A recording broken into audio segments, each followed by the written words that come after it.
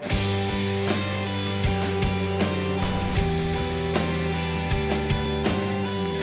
sais, cette semaine, j'ai commencé à lire la lettre dont on a parlé, l'année de la foi.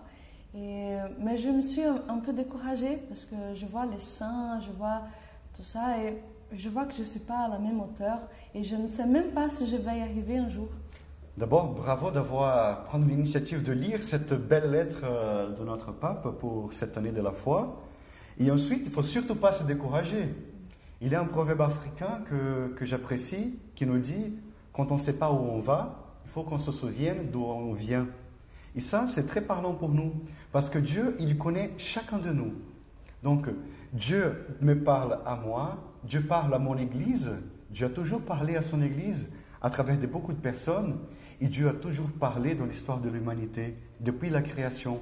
Donc, on ne croit pas dans un Dieu qui est muet, mais un Dieu qui parle à chacun de nous. Donc, pour cela, il y a un passage que je trouve très intéressant dans la lettre aux Hébreux, chapitre 12, qui parle justement d'une multitude de témoins, d'une nuée de témoins, donc qui manifeste que Dieu parle à sa création. Voilà donc pourquoi nous aussi, enveloppés que nous sommes d'une si grande nuée de témoins. Et après tu peux relire si tu veux, chapitre 11 et 12. Après, il dit, nous allons courir avec constance, fixons nos yeux sur le chef de notre foi, qui mène notre foi à la perfection. C'est Jésus lui-même. Donc, nous avons toujours ce regard tourné vers Jésus. De lui vient toute chose. Donc, il ne faut surtout pas se décourager. On n'est jamais seul.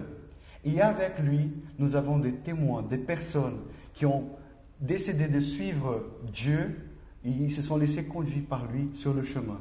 Tu pourrais en nommer quelques-uns? Oui, bien sûr. D'abord, il y a le Christ qui est le but et qui nous a parlé. Il est venu, il a pris notre chair, notre humanité pour nous parler. Pour qu'il vienne au monde, il s'est fait chair dans le sein de la Vierge Marie.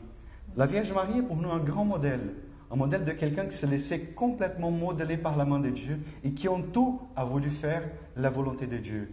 Après la Vierge Marie, les apôtres qui ont été choisis par Jésus lui-même pour être ses témoins, ses personnes, ses amis qui étaient tout près de lui, à qui il a appris beaucoup de choses. Ensuite, les disciples. Et au long de l'histoire de l'Église, beaucoup de personnes qui ont tout quitté. Certains sont rentrés dans des monastères pour vivre pour la prière, pour le monde, en communion pleine avec le monde.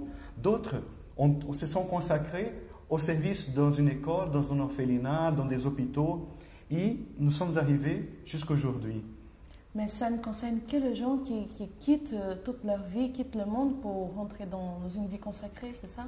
Non, justement, c'est le contraire. Ce message est pour chacun de nous aujourd'hui. Nous sommes les témoins dans le monde, là où nous sommes, dans l'école, dans la faculté, dans nos familles. Les familles ne sont toujours pas chrétiennes. Donc, dans nos familles, dans le lieu où nous travaillons, partout où nous sommes invités à être ces témoins de la grâce, de la présence de Dieu dans le monde. Amen.